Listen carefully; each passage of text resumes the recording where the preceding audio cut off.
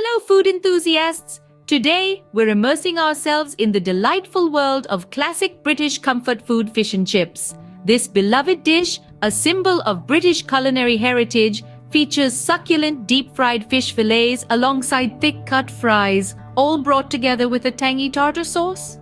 Firstly, for our crispy fish, we need white fish fillets.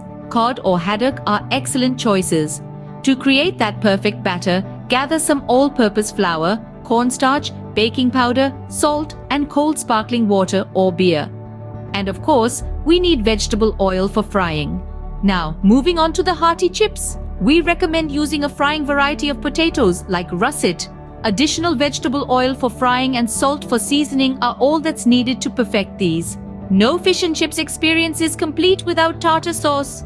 To make this, we need mayonnaise, finely chopped pickles or capers, fresh lemon juice, Dijon mustard, chopped fresh parsley, and salt and pepper to taste. For an extra authentic touch, consider malt vinegar as a traditional condiment to drizzle over your fish and chips. So there you have it, the key ingredients for crafting your own delicious fish and chips.